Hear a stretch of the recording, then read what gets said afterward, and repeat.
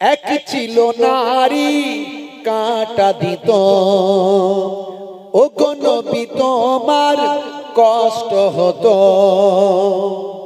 যে পথে নবী পাক যেতেন সে পথে এক মহিলা কাঁটা বিছিয়ে দিত। আসলে তাকে বোঝানো হয়েছিল নবী খুব খারাপ, নবীকে সে চেনে না, বুঝতে পারছেন? তা আমার নবী পাকের পথে সে কাঁটা বিছিয়ে দিত। এক ছিল নারী কাঁটা দিত, ও গো নবী তোমার কষ্ট হতো। একদিন বিমারে ওই নারী পড়িলে, একদিন বিমারে ওই নারী পড়িলে, তুমি তাকে দেখিতে গেলে ওগো। হাই হাই নবী মুগ্ধ সবাই, হাই হাই নবী মুগ্ধ সবাই, ওই নারী ইমানের সাদটা জেগে পায়। জোরে হবে না? আমার নবী সেই অসুস্থ মহিলা যে কাঁটা বিছিয়ে দিত, সে একদিন যখন কাঁটা বেছায়নি, আমার নবী তাকে দেখভাল করতে গেলেন। এটা দেখে সে অবাক। আমি যার ক্ষতি করতে চাই আর সে আমাকে ট্রিটমেন্ট করতে চায়, সে আমার উপকার করতে চায়। নবী পাকের সম্পর্কে যখন জানলেন, মুগ্ধ হলেন, বিশ্ব নবীর কালেমা পড়ে শিষ্যা হয়ে গেলেন। আইলা মুহাম্মদ দরুদ সালাম, আইলা মুহাম্মদ দরুদ সালাম, তুমি যে মনিব আমার আমি যে গোলাম। আল্লাহুম্মা সাল্লি আলা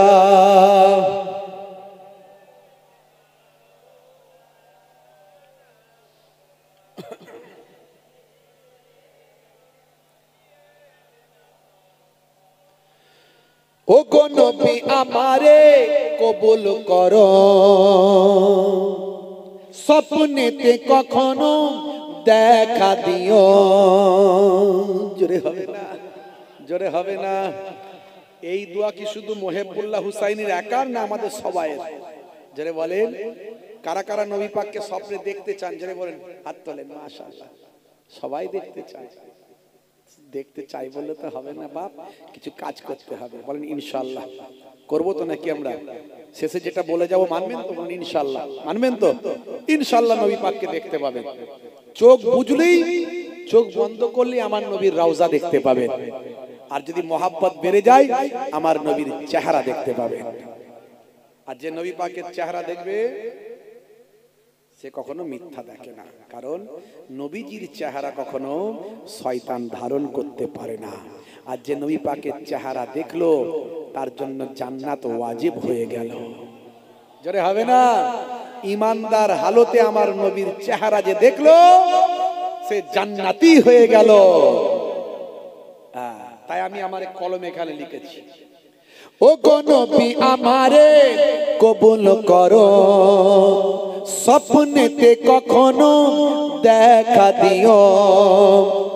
কবরের ঘরে একবারে এসো, কবরের ঘরে একবারে এসো, কিয়ামতে হুসাইনের চিনে নিও। আইলা মুহাম্মদ দরুদ সালাম, আইলা মুহাম্মদ দরুদ সালাম, তুমি যে মনিব আমার আমি যে গোলাম, তুমি যে মনিব আমার আমি যে গোলাম। আল্লাহুম্মা সাল্লি আলা। হে তরুণ যুবকেরা,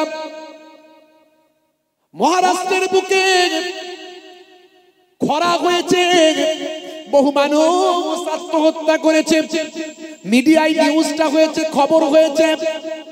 নানা পাটেকার একজন সোশ্যাল ওয়ার্কার, বড় ভালো মানুষ, সমাজকর্মী, মানুষের সুখে দুঃখে বিপদে মানুষের পাশে দাঁড়ান।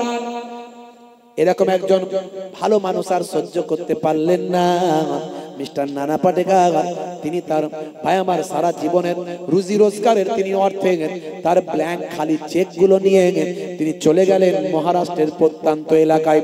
সেখানে গিয়ে তিনি যে জায়গার মানুষগুলো বেশি আত্মহত্যা করছেন সেখানে গিয়ে তিনি দাঁড়িয়ে গেলেন, ডাক দিয়ে বললেন, আমি হলাম বলিউডের ফিল্ম স্টার নানা পাটেকার, আমি তোমাদের কাছে এসেছি, তোমরা যারা আত্মহত্যা করেছ আমি তোমাদের বলতে এসেছি আত্মহত্যা আর করো না। সেই পরিবারগুলো আমার কাছে এসো, তাদের আমি অর্থ দিয়ে সাহায্য সহযোগিতা করতে চাই।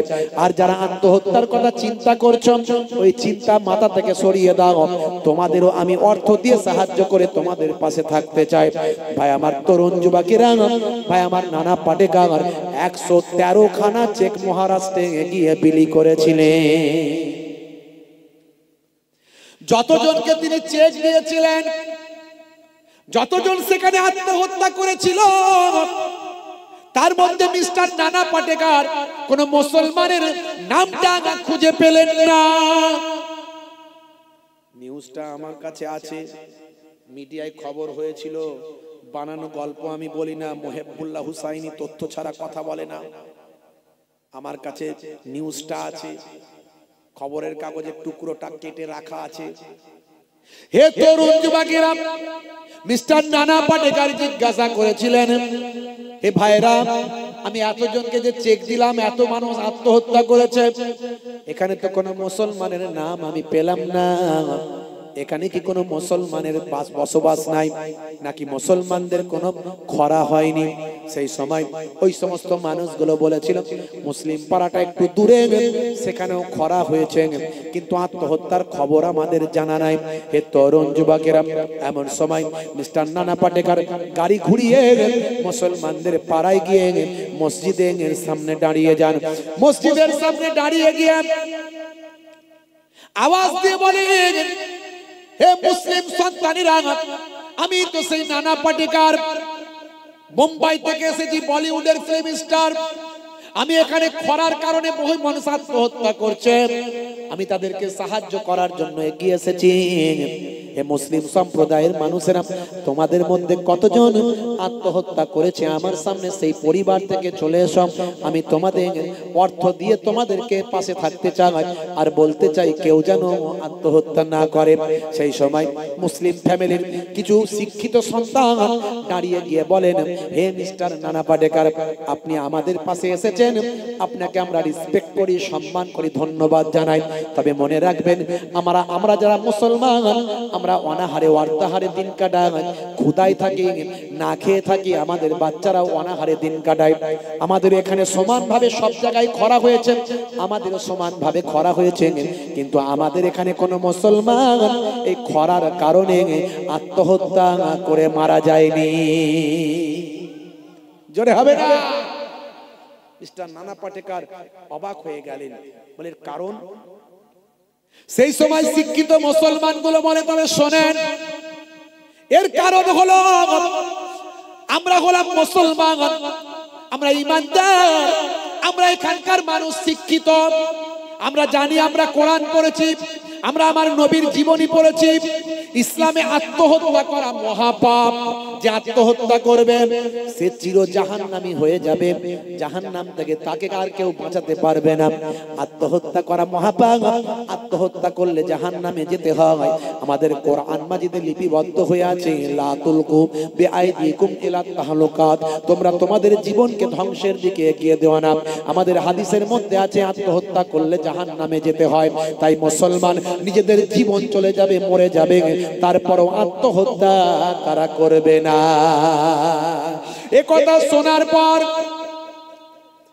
অশ্রুসিক্ত নয়নে মিস্টার নানা পাটেকার তিনি অবাক হয়ে গিয়ে বললেন, হে মুসলিম ভাইরা, তোমাদের কথা শুনে আমি তোমাদের স্যালুট জানাই, তোমাদের কথা শুনে আমি তোমাদের স্যালুট জানাই, আর তোমাদের কোরআনের বাণী আমার হৃদয়টা ছুঁয়ে যায়। জোরে হবে না? তোমাদের কোরআনের বাণী আমার হৃদয়টা ছুঁয়ে যায়।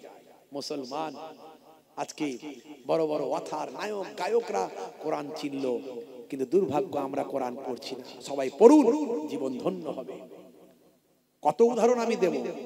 মুসলমান, সে কোরআন যদি সত্য হয়, আল্লাহ যদি সত্য হন, নবী যদি সত্য হন, তাহলে দুটো কাজ করুন। এবারে চলে আসুন মূল জিস্ট, সময় কম। দুটো কাজ করুন। কি কাজ? সবচেয়ে বড় কাজ দুটো। কথা তো অনেক, কিন্তু সব কথা তো বলতে পারবো না। সবচেয়ে বড় কাজ দুটো বলবো। সেটা কি? এক নাম্বার আল্লাহর নির্দেশ সবচেয়ে বড়, আর দুই নাম্বার নবীর নির্দেশ সবচেয়ে বড়। আল্লাহর নির্দেশ সবচেয়ে বড় কি? সেটা হলো as-সালাত, নামাজ। জোরে বলেন সুবহান। আর নবীর নির্দেশ সবচেয়ে বড় কি? যত সুন্নত আছে সবচেয়ে বড় সুন্নত মুখের দাড়ি। জোরে বলেন সুবহান। মুয়াজ্জিন আযান দেয় হাইয়া আলাস সালাত, মুসলমানের ছেলে বলে তাড়াতাড়ি মসজিদ তলা থেকে পালাম। বলে কেন রে ভাই? বলে যদি মুয়াজ্জিন দেখতে পাই তাহলে বলবে পল্টু নামাজ পড়বি আয়। তাই তাড়াতাড়ি পাঁচতলাতে গিয়ে পুকুরের ধারে নদীর পাড়ে গিয়ে ফ্রি ফায়ার আর পাবজিটা চালায়। বিকালবেলা তাস খেলে সময় কাটায়, জুয়া খেলে সময় কাটায়। কিন্তু মসজিদে বারবার আজান দিয়ে নামাজের জন্য ডাকা হয়, মুসলমানের ছেলে মসজিদে যায় না। আমার নানা জান ছোট হুজুর কেবলা রহমাতুল্লাহ আলাইহি বলতেন, বাবা কি দিয়ে বোঝালে বুঝবে বলো? ঝুড়া আর কোদাল দিয়ে বোঝাও বাবা। ঝুড়া আর কোদাল দিয়ে বোঝাবো? নানা জান বলতেন রেগে গিয়ে। আর আমার দাদা জান পীরনগরী হুজুর, যাকে জিন্দা পীর জিন্দা ওলি বলা হতো, তিনি বলতেন, বাবা দিনে রাতে 24 ঘন্টা 5 বার নামাজ পড়তে 12 মিনিট করে 1 ঘন্টা, 5 12 60, 1 ঘন্টা যদি নামাজে দাও, আমার আল্লাহ তোমার 23 ঘন্টা কামিয়াবি দান করে দেবে। জোরে হবে না? আমরা কামিয়াবি সফলতা পেতে চাই না? চাই তো? যদি চান নামাজ শুরু করুন। দিনে রাতে 5 বার আপনাকে 5 দুগুণে 10 বার করে আওয়াজ দিচ্ছে মুয়াজ্জিন। কি বলছে? হাইয়া আলাস সালাত,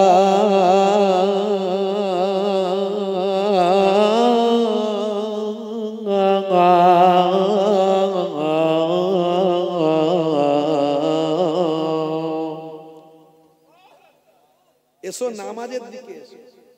5 বার, 5 দুগুণে 10, 10 বার বলছে মুয়াজ্জিন নামাজে এসো। আমরা একটু লাভ বেশি চাই। মানুষ তো আমরা ক্ষুদ্র মানুষ, কোনো দাম নাই আমাদের বাপ, কোনো দাম নাই। কিসের অহংকার করে, কিসের টাকা, কিসের ক্ষমতা, গদিতে গেছে, চেয়ারে গেছে, মনে করছে সব কিছু ধ্বংস করে ফেলবে। 40 কোটি মুসলমানের ভারতে নাকি কোনো দাম নাই।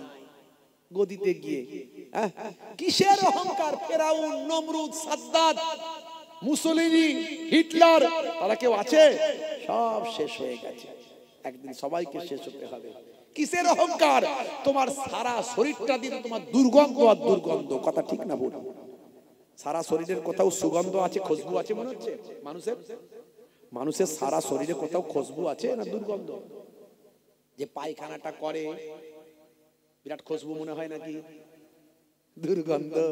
যে পেচ্ছাপটা করে কিছুক্ষণ পরে পেচ্ছাপের কাছে গিয়ে দেখবেন টেকা যাচ্ছে না, বিরাট দুর্গন্ধ। তাই তো নাকি? আরো দুটো ছিদ্র আছে নাকের, মাঝে মাঝে এখান থেকেও মালকড়ি বেরোয়, খুশবু বেরোয় নাকি? না দুর্গন্ধ? এটাও দুর্গন্ধ। আরো দুটো কানের ফুটো আছে না নাই?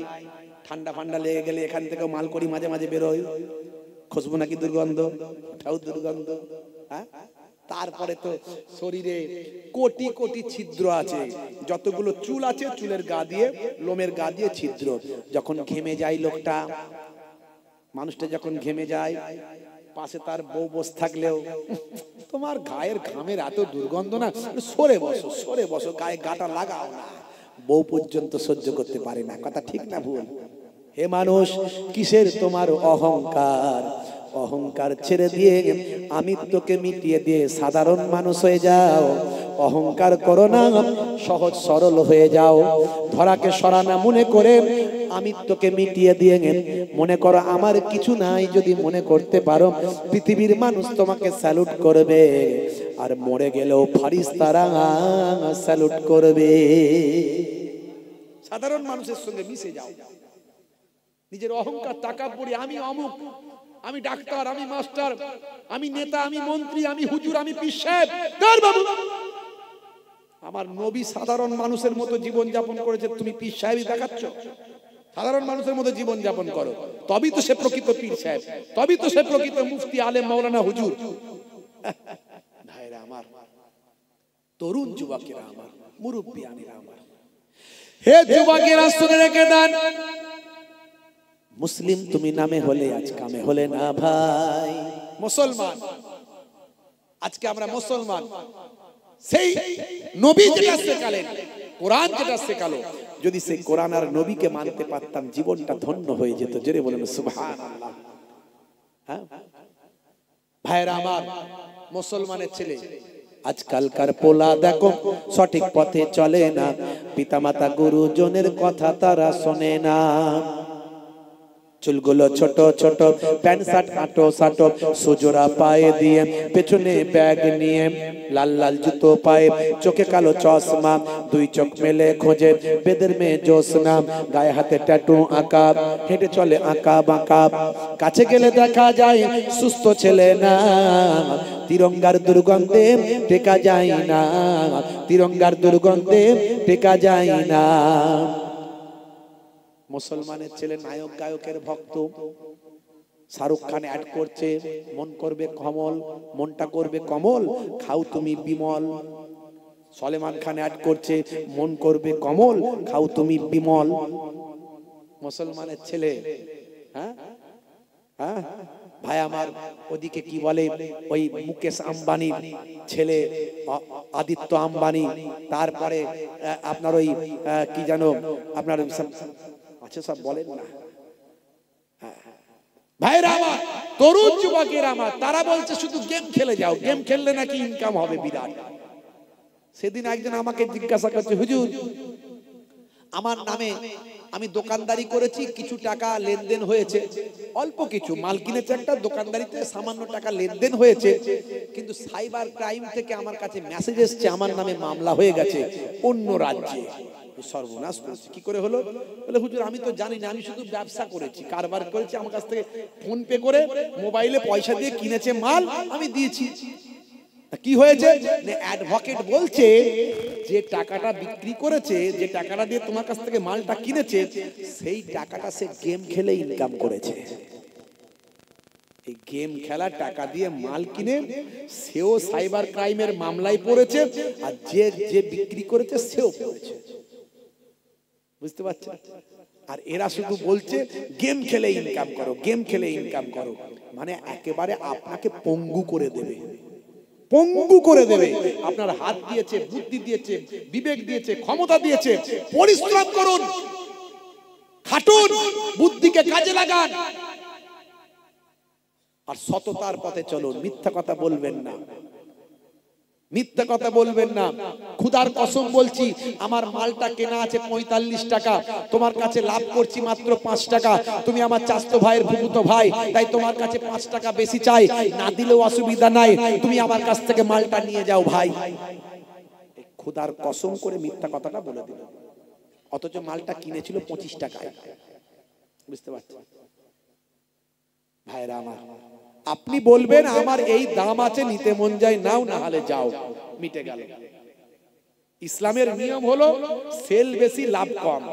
মিফতাহুদ দাওলাতে ফাহুয়া তিজারা, ধনের চাবিকাঠি হলো হালাল ব্যবসা, আল্লাহর নবী বলেছেন।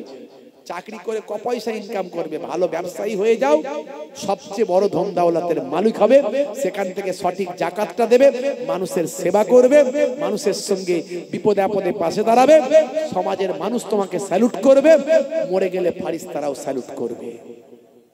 বুঝতে পারছেন ভাইরা আমার? ইসলাম কত সুন্দরভাবে আপনাকে সব শিখিয়ে দিয়েছে। তো সবচেয়ে বড় দুটো কাজ আমি আপনাদের বলেছি, সেটা হলো একদিকে নামাজ, একদিকে মুখের দাড়ি। কিন্তু মুসলমানের ছেলে নায়ক গায়কের ভক্ত, ভালো চলছে ধান্দা, খাচ্ছে রজনীগন্ধা, কারবারে অশান্তি চালাচ্ছে শান্তি, মন করবে কমল, খাচ্ছে বিমল, যেখানটা বসবে সেখানটা চষে দিয়ে বেরিয়ে যাবে, 12 বছর আর ঘাস জন্মাবে না। 1450 বছর আগে আল্লাহর নবী বলেছেন কুল্লু মুসকিরিন হারাম, প্রত্যেক নেশা হলো হারাম। হে তরুণ যুবকেরা, নেশা ইসলামে বৈধ নয়। মদের নেশা করলে লিভার খারাপ হয়, হিতাহিত জ্ঞান নষ্ট হয়, বিবেকটা লোপ পেয়ে যায়। সেটা যদি বিলাতি মদ হয়, সেটা যদি বাবা মেডিকেল জুস হয়, তারপরেও বলবো মদ মদই হয়, কখনো দুধ হয় না। এক বালতি দুধে যদি এক ফোঁটা কুকুরের পেচ্ছাপ দেওয়া হয়, আপনি খাবেন দুধটা? খাবেন না। ওই মদ মদই আল্লাহ হারাম করেছেন, শরীরে একবার ঢুকে গেলে সারা শরীর নাপাক। আর মেডিকেল সায়েন্স বলছে মদ খেলে লিভার খারাপ হয়। বিড়ি সিগারেট খেলে আমাদের ভিতরটা লাল আছে, ভিতরের ভাই আমার কলকবজাগুলো যা আছে, এখানে হার্ট, আপনার লাংস, আপনার ফুসফুস, এগুলো সব কালো হয়ে যায়। ক্যান্সারের কারণ। Smoking is injurious to health. যারা বিড়ি সিগারেট খায় দেখবেন, ওরে বাপ কি নেশা রে ভাই। অনেকে টয়লেটে গেলে ওই পকেটে বিড়ি করে বিড়ি নিয়ে যায়। ওপরের ধোঁয়া না মারলে নিচের মাল ক্লিয়ার হবে না। আছে না? নাই। রাগ করবেন না বাপ। চাচা আমার আসরের নামাজ পড়ছে, ঘড়ি বিড়ি পকেটে খুরকুর খুরকুর করছে। খালি নামাজটা পড়তে দেন, যেই বেরিয়েছে টুপি খোলার টাইম নাই, মাল ভরে দিয়ে ঠাস করে জ্বালিয়ে দিয়ে ধোঁয়া উড়িয়ে দিয়ে বেরিয়ে গেল। বুঝতে পারছেন? আছে না? নাই। নেশা মুক্ত জীবন যাপন করুন। 1450 বছর আগে আল্লাহর নবী বলেছেন নেশা হলো হারাম। আরে মাকরু তো বটে রে ভাই, মাকরু মানি তো অপছন্দনীয়, তারপরে মাকরু তানজিহ হোক আর তাহরিমি হোক, যাই হোক না কেন, আগে তো মাকরু বন্ধ করো খাওয়া। আপনার উপকার আছে, ভিতরটা কালো হয়ে যায়, ক্যান্সারের কারণ। হুজুর নেশা না করলে কি আর টেকা যায়? হ্যাঁ, মুসলমানের ছেলেগুলো সব এখন তিরঙ্গা, গুটকা, এই সব নানা রকমের পদার্থগুলো খাচ্ছে। এগুলো ডাস্ট, এগুলো খেলে নার্ভের ক্ষতি হয়, যৌন রোগ হয়ে যায়। এগুলো না, এর স্বাস্থ্যের পক্ষে ক্ষতি। মেডিকেল সায়েন্সকে জিজ্ঞাসা করুন, ডাক্তারদের জিজ্ঞাসা করুন, বলবে। ভাইরা আমার, আর যেখানটা বসবে চষে দিয়ে বেরিয়ে যাবে। আমি বলি 12 বছর ঘাস জন্মাবে না। মাঝে মাঝে জলসায় যখন গাড়ি থেকে নামি আর জলসা কমিটির ছেলেগুলো খায়, ওদের আবার জলসার দিনে টেনশন বেশি থাকে, অন্য দিনে 10টা খেলে ও দিনে 30টা খায়। যেই গাড়ি থেকে নামছি, ও জলসা কমিটির ছেলে দূর থেকে ছুটছে, হুজুর আসসালামু আলাইকুম, সর্বনাশ করেছে, মাল ভিতরে ভরে রেখেছে রে। আর আমার তো একদম গ্যাস গন্ধ, দুর্গন্ধ সহ্য হয় না, বমি পেয়ে যায়। আমি হাতটা বাড়িয়ে দিয়ে মুখটা ঘুরিয়ে নিয়ে মুসাফা করলে কিছু বলতে পারি না, বললে মনে দুঃখ পেয়ে যাবে। যা বলার ওয়াজে বলবো, নিল নিল, না নিল আর কি করবো বলো? হ্যাঁ, কথা ঠিক না বল? হ্যাঁ, যা বলার বলে দেবো ওয়াজেতে। তুমি নাও আর না নাও, তোমার ভালো বুঝবে। আমি আমার দায়িত্ব পালন করছি, আল্লাহ আমাকে বলার দায়িত্ব দিয়েছে, আমি বলে দিচ্ছি। আমি মাঝে মাঝে ভাবি আমার এত গ্যাস গন্ধ লাগে, বমি হয়ে যাওয়ার মতো অবস্থা, তো এদের বউগুলো টেকে কি করে? এদের বউগুলো টেকে কি করে? তারপরে আমি মনে মনে চিন্তা করি, আসলে আমরাই তো ওয়াজে বলি যে স্বামীর পায়ের তলায় স্ত্রীর জান্নাত। আমাদের মায়েরা মনে করে বাবা স্বামী যা করছে করুক বাবা, যদি রেগে যায় তাহলে জান্নাত আর হলো না। এটা যেমন ঠিক তেমন এটাও ঠিক। মনে করবেন না যে তাহলে আমাদের স্ত্রীদের উপর যা খুশি করবো, না। শুনে রাখুন, প্রত্যেকটা স্বামীকে বলছি, স্ত্রীর সার্টিফিকেট ছাড়া কোনো স্বামী জান্নাতে যেতে পারবে না। স্ত্রীকে ক্লিন চিট দিতে হবে যে আমার স্বামী ভালো ছিল। অত সহজ নয়। অর্থাৎ আল্লাহ সবাইকে ঠিক সাইজ করে দিয়েছে।